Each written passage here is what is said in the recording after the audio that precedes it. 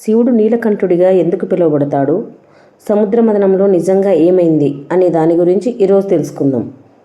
ఒకప్పుడు దేవతలు మరియు రాక్షసులు అమృతం కోసం ప్రయత్నించారు.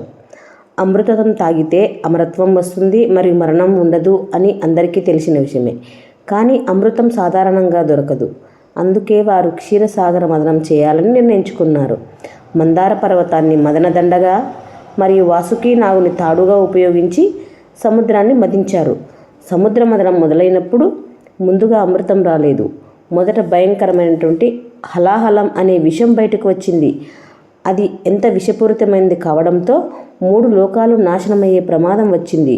ఆ విషపు వేడి దుర్వాసన వల్ల దేవతలు రాక్షసులు భయంతో పారిపోయారు. అప్పుడు అందరూ శివుడి దగ్గరికి వెళ్ళి ఆశ్రయించారు. లోకాలను కాపాడమని శివుడిని వేడుకున్నారు. శివుడు కరుణతో ముందుకు వచ్చి ఆ హలహల విషయాన్ని ఎవరూ తాగలేకపోయారు. లోకరక్షణ కోసం శివుడు ఆ విషయాన్ని తాగి కానీ అది శరీరంలోకి వెళ్లకుండా ఆపి తన గొంతులోనే ఆపాడు. ఆ విషం వల్ల శివుడి గొంతు నీలం రంగులో మారింది. అందుకే ఆయన్ను నీలకంఠుడు అని పిలవడం మొదలైంది. నీలం అంటే త్యాగానికి గుర్తు.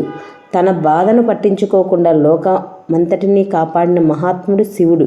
ఈ కథ మనకు ఒక గొప్ప బోధ చెబుతుంది. నిజమైన గొప్పతనం అంటే స్వార్థం లేకుండా ఇతరుల కోసం త్యాగం చేయడం. అందుకే శివుడు నేటికీ భక్తుల హృదయాల్లో నీలకంఠుడిగా నిలిచిపోయాడు.